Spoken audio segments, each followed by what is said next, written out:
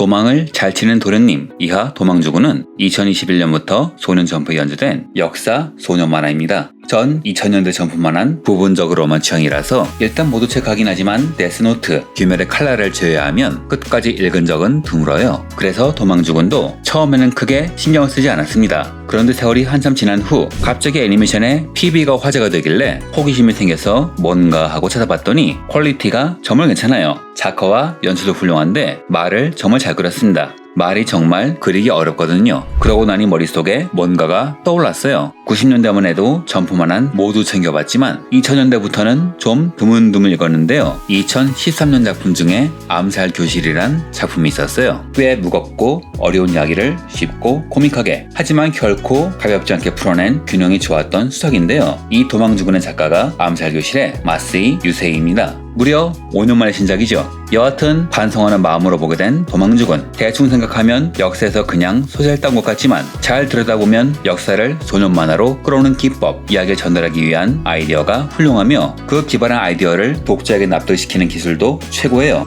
역사를 다룬 만화는 다 챙겨본다고 자부하는 사람이 이런 작품이 15권까지 나오는 것도 모르고 있었으니 이래서 사람은 뭐든 자기가 직접 보고 경험하고 판단해야 하나 봅니다.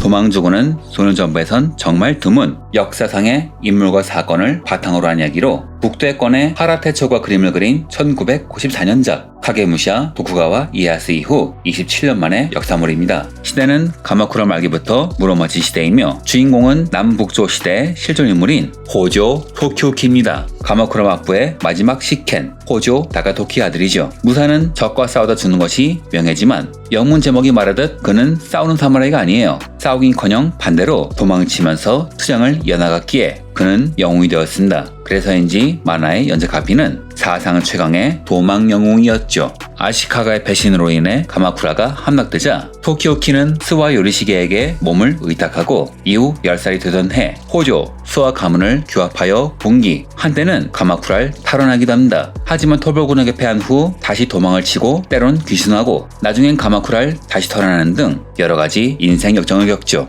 제가 역사 관련 내용이 나오면 꽤 자세하게 다루지만 이 사람에 대해선 별로 할 말이 없는데요. 왜냐하면 일본에서 잘 다루는 전국시대, 에도 말기와는 달리 남북조 시대는 굉장히 생소하기 때문이죠. 작품에서 대놓고 일본사에 한 줄 나올 정도라니 말 다 했지요? 심지어 일본 웹에서 이에 관한 검색을 해보면 사료가 아니라 죄다 만화 정보만 뜨는 판이에요. 혹시나 싶어 사극을 찾아봤더니 1991년작인 NHK 대하드라마 태평기가 전부더군요. 잘하면 전국시대와 에도 말기, 보통은 헤이케, 겐페이 정도고 가마쿠라는 그나마 인기 있던 게 호조 도쿄리의 희곡 전설 정도이니 가마쿠라의 최후는 비인기 중에 비인기를 알 수 있을 겁니다. 하지만 다시 생각해보니 이거 참 영년시도더군요. 기존의 미디어에서 다룬 인물상이 없기 때문에 작가가 자유롭게 묘사할 수 있으며 그렇게 묘사해도 어지간하면 태클이 들어오지 않아요. 또한 역사를 모르는 사람에게 호기심을 불러일으킬 수도 있고 역사를 좋아하는 사람은 이걸 다뤘다는 게 신기해서 좋은 누이 좋고 매부 좋은 사례가 아닐까요?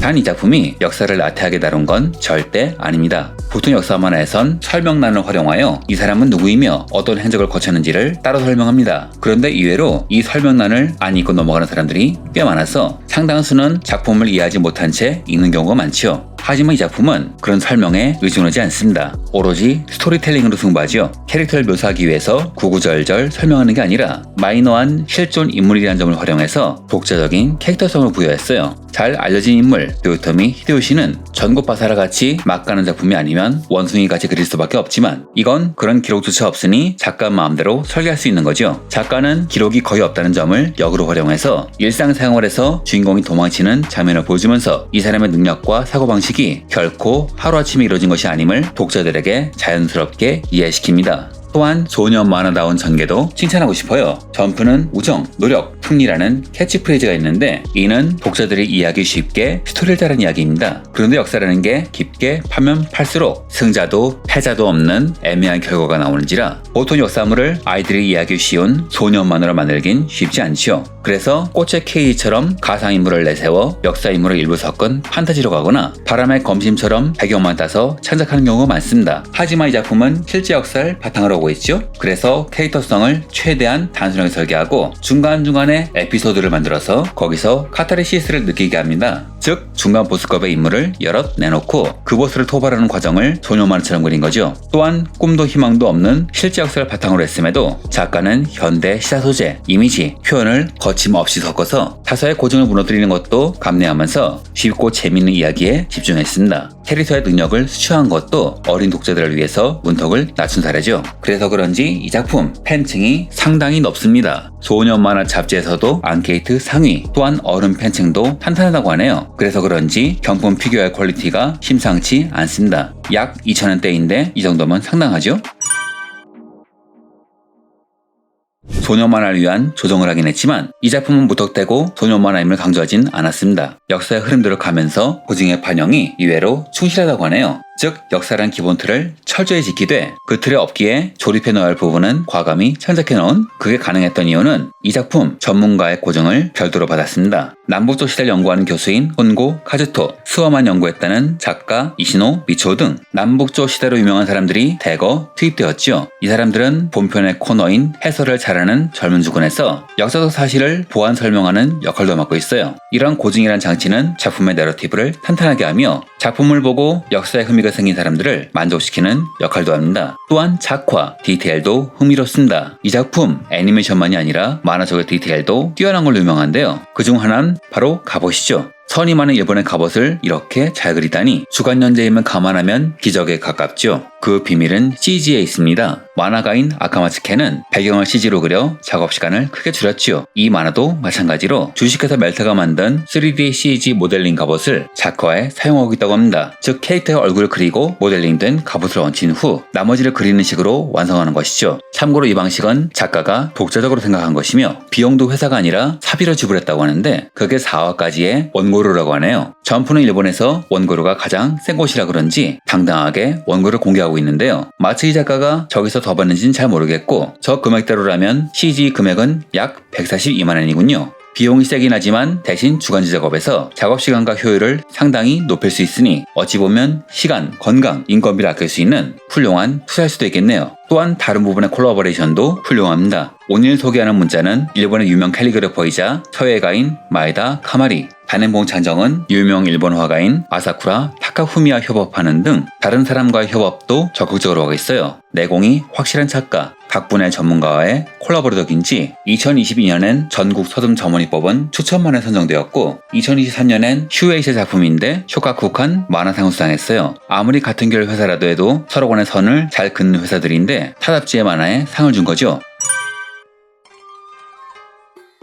작품의 인기는 당연히 좋았고 애니와의 적극적인 휴에이의 정책상 이번에도 애니화가 되었습니다. 작가의 다른 작품인 네우로, 암살 교실도 애니화가 되었으니 자신의 모든 장편을 그것도 새 작품 연속으로 애니화하는데 성공한 셈이군요. 전 뒤늦게 PB를 보고 반해서 애니를 3화까지 봤는데 결론부터 말씀드리면 정말 잘 나왔습니다. 제작은 클로버웍스, 감독은 야마자키 유타인데요. 둘 다 놀라운 작화와 12화까지의 훌륭한 스토리로 주목받다 마지막 화에서 엎어진 원더 에그 프라이어티와 관련이 있습니다. 야마자키 감독이 당시 부감독이었죠. 이 작품의 특징이라면 셀 애니메이션 느낌을 많이 주려고 한 것 같아요. 디지털 작업이 가능해지면서 애니메이션은 적은 예산으로도 화려한 연출이 가능해졌습니다. 하지만 셀화가 움직이던 느낌을 그리워하던 사람들은 이라는 화려함이 반가우면서도 아쉬웠죠. 특히 셀화 애니메이션부터 접했던 나이가 좀 든 시청자들은요. 그런데 이 작품은 어린 독자만이 아니라 성인 독자도 탄탄합니다. 그래서 그런지 도망주군의 오프닝이나 엔딩을 보면 그리고 전투시의 카메라 워크 등을 보면 셀화 시대의 감성이 꽤 강해요. 디지털로 만들었으니 깔끔한 디테일이 가능했을 텐데 일부러 셀애니처럼 투박하고 거칠게 처리했다고나 할까요? 그냥 잘 그리는 게 아니라 시청자도 상당히 신경 쓴 전반적으로 머리를 잘 쓴 작품입니다.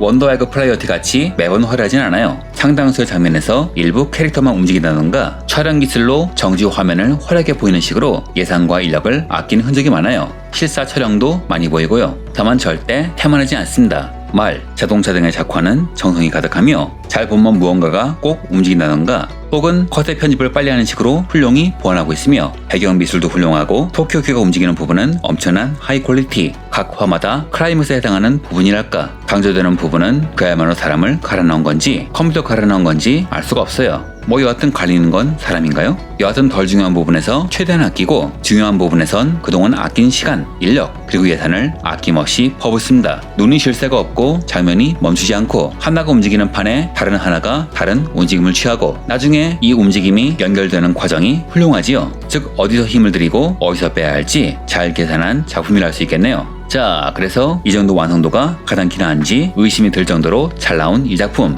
예전엔 3화까지만 잘 만들고 힘이 빠지는 경우가 종종 있었지만 요즘엔 해외 시장이란 길이 열려서 그런지 장송의 프리랜도 그렇고 김열의 칼라도 그렇고 예산과 인력을 대량 투입한 좋은 작품이 넘쳐나죠. 이 작품도 지금까지의 흐름을 보면 이 반열에 올라갈 가능성이 충분합니다. 1화 도망신의 롱테이크는 입이 벌어질 정도이며 일종의 분기점인 3화는 멧돼지 토벌이 정말 굉장했습니다. 그래서인지 작가는 자기 너무 만족하지만 이대로 가면 스케틀펑크 나는 게 아니냐고 걱정하는 중이며 평론가들도 완성도가 터무니없다고 입을 모으고 있습니다.